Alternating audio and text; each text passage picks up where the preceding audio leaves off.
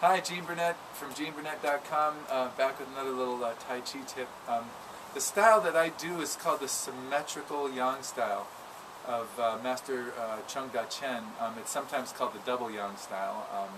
It's a Yang style form, but it's symmetrical in that we do everything left and right-handed. And there are some other things that are distinctive about this style from traditional or so-called traditional Yang style. But I just want to make a little play here for doing things with your left hand as well as your right hand.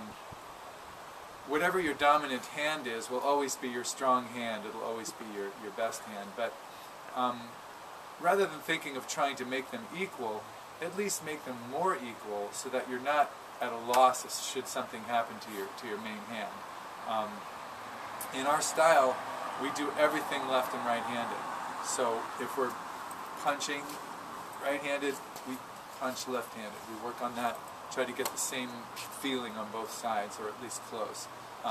If we're doing exercises or warm-ups and working different spirals and circles through the body, you always switch and do it on the other hand, whatever those movements are. All the forms are done mirror image, so you'll do a form going one direction, then you'll stop and do the form going the other direction. All our weapons forms, we do the weapons forms left and right-handed, both partnered and solo. So while you get used to holding the weapon and working it in a certain direction here, it's hard enough when you have an object in your hand to make it feel alive and make it feel like it's part of your body. When you switch to the other hand, now you're holding it in your left hand, and like I say, I'm never going to make my left hand as good as my right hand. But interestingly enough, I learn a lot about my right-handed forms from doing the form left-handed. Partly it's a conversation between the brain hemispheres that I don't really understand. It just does improve my other side.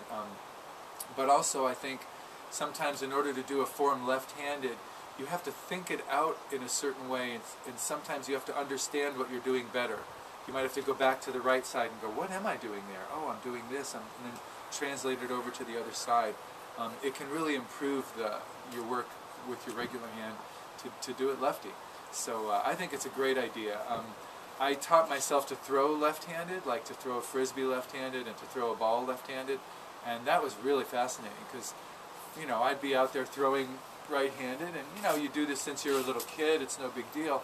Then I would go to throw left-handed and I would just kind of bury the ball in the ground, like just kind of.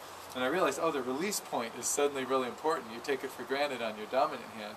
But when I went to go throw lefty, so I really went back to righty, and I started watching not just what my right arm is doing when I throw, but noticing what my left arm is doing when I throw right-handed.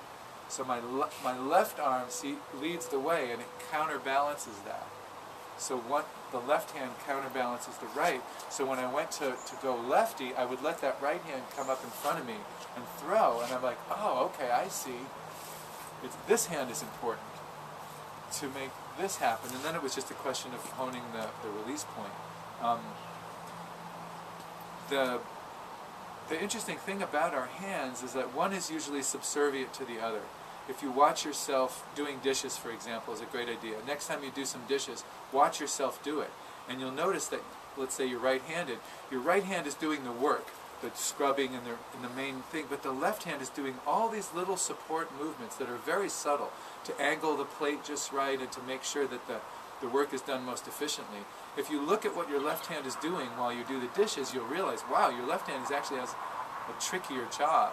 If you switch to doing the dishes left-handed, you may notice that your left hand has an easier time just learning how to apply some power than your right hand. Your right hand, which is used to being strong, might not be used to doing all these little subtle setup movements that help. In fact, there's some theory that we are left and right-handed, which is unique among animals. That might have something to do with tool building, because when you build primitive tools like carving a rock or a stone knife or something, one hand has to do the little setups and position the rock, and the other one chips it away. And so the roles are very different. This hand has to do a lot of the little setup moves, like when you're doing the dishes, and the other one does the work. So I highly recommend taking some daily life activities or your martial arts activities, and spending at least a little bit of time reversing them, doing the other side. It's great work for your brain, and it can help your art as well. That's my point, my tip for the day. Thanks for watching. I appreciate it. If you like this kind of thing, I do music videos, Tai Chi videos, and nature videos. Subscribe to my YouTube channel or visit my website, www.geneburnett.com. Thanks for watching.